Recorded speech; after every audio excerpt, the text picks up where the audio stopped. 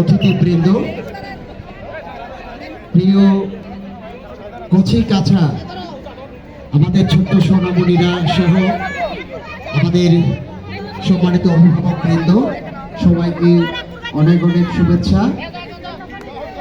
আমি আসলে আমাদের এই যে ছোট্ট বন্ধুদের হাত তালিটাই আমার কাছে খুব ভালো লেগেছে। আমরা যারা একটু বয়োবৃদ্ধির দিকে যাচ্ছি, আমাদের হাত তালি থেকে তাদের হাতের তালি কত জোর, সেটা কিন্তু তারা যখন আমাদের দুজন বক্তা বক্তব্য শেষ করলেন, তাদের যে হাত তালিটা এত বেশি প্রাণবন্ত ছিল, সেটি সত্যিকার অর্থে আমাকে মুগ্ধ করেছে। পাশাপাশি যে কথাটি বলতেছে আমাদের ছোট সোনামণির জন্য, আমরা এখানে সবাই কিন্তু আজকে ছবি আঁকতে এসেছি। কেমন ছবি আঁকলে আমাদের কি বৃদ্ধি পায়? ছবি আঁকলে প্রথম কথা হলো আমাদের কল্পনা এবং দৃষ্টিশক্তি, কল্পনা শক্তি কিন্তু বৃদ্ধি পায়। আমরা একটা যখন ছবি আঁকি, ওই ছবির মধ্যে কিন্তু আমাদের একটা কি ক্যানভাস যেটাকে বলে, একটা দৃশ্যপট আমাদের কিন্তু চোখের সামনে ভাসাতে হয়। ঠিক সেভাবে কিন্তু আমরা যেভাবে আমাদের নকুদি বলেছেন যে রং তুলি দিয়ে আমরা আমাদের মনের মতো করে আমরা সেদিকে সাজিয়ে রং দিয়ে আমরা কিন্তু সে ছবিকে আঁকি।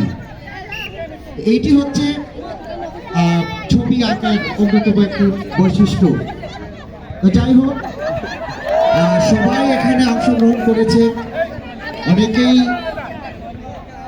প্রথম দ্বিতীয় তৃতীয় হবে হয়তো, বা যারা সবচেয়ে বেশি সুন্দর এঁকেছে।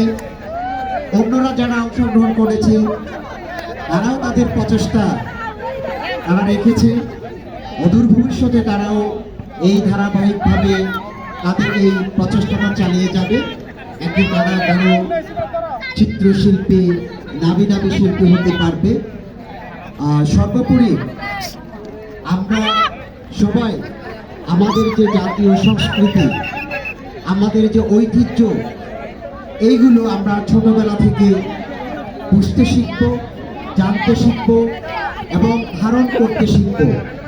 আমাদের শিশুরা আগামী দিনের ভবিষ্যৎ, আজকের শিশু কিন্তু আগামী দিনের ভবিষ্যৎ।